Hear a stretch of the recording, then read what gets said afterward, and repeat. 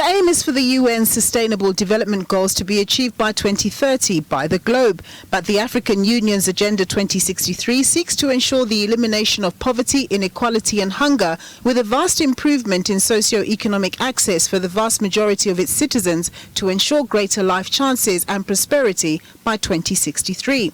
The principles in both are more or less the same, but due to developmental challenges on the continent, some may argue that Agenda 2063's aims are a bit more realistic.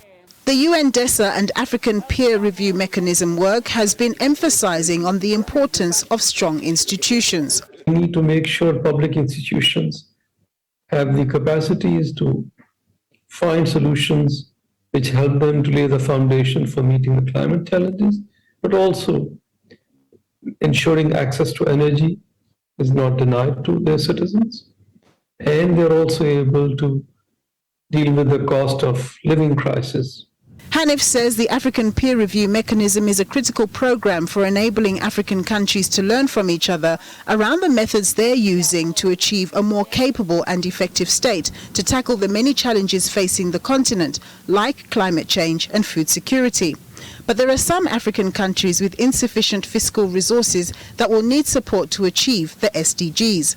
We have called for SDG stimulus, a plan that will give developing countries, and especially Africa, access to long-term, low-interest rate loans, which are critical for energy transition, food security, water security, because they require long-term investment. The UN says development finance institutions like the African Development Bank are also on hand to aid with projects, but ultimately the strong advice for African countries is that they need to open up their economies to the private sector and foreign direct investment and to further develop their financing systems. In September next year, the UN is holding a mid-term review of the global progress that's been made in achieving the Sustainable Development Goals in New York. It will be calling on all its country members to share their experiences and to give further input on how to ensure that the SDGs are achieved come 2030. Nampumelelo Siziba, SABC News, Johannesburg.